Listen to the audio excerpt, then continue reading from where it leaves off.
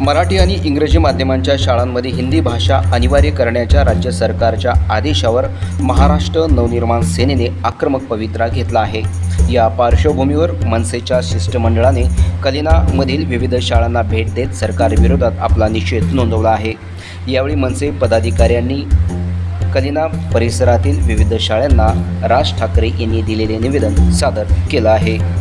महाराष्ट्र नवनिर्माण सेना विद्यार्थी सेना कार्यकारिणी सदस्य महाराष्ट्र राज्य आज कलिना विधानसभेतील वाकोला परिसरातील इंग्रजी शाळा आहेत, मराठी शाळा आहेत, या शाळांना महाराष्ट्र नवनिर्माण सेना प्रभाग क्रमांक 89चे शाखा अध्यक्ष श्री संतोष मोहन उपरकर यांच्या वतीने महाराष्ट्र नवनिर्माण सेनेचे अध्यक्ष राजसाहेब ठाकरे यांच्या आदेशाचे हिंदी सक्तीची नको हे परिपत्रक मुख्याध्यापकांना दिले व मुख्याध्यापकांशी सविस्तर या गोष्टीवर चर्चा केलेली आहे। तसेच तिथले शिक्षकेतर कर्मचारी व पालक यांच्याशी देखील आपण चांगल्या प्रकारे चर्चा करून या हिंदी सक्तीच्या कायद्याला जो महाराष्ट्र सरकारने जो कायदा आणलेला आहे त्याचे परिपत्रक जे लागू केलेलं आहे या सर्व गोष्टीला आपण विरोध करायला हवा अशी चर्चा आपण पालकांसोबत अध्यापकांसोबत करण्यात आलेली आहे। धन्यवाद। यावेळी सुगंधा बोगले, गीता माजलकर, संतोष उपलकर, चिमन सुखदरे, महेश कांबळे, राजेंद्र काटे, स्वप्नील कागिनकर, नितीन सागवेकर इत्यादी मनसे सैनिक यावेळी उपस्थित होते।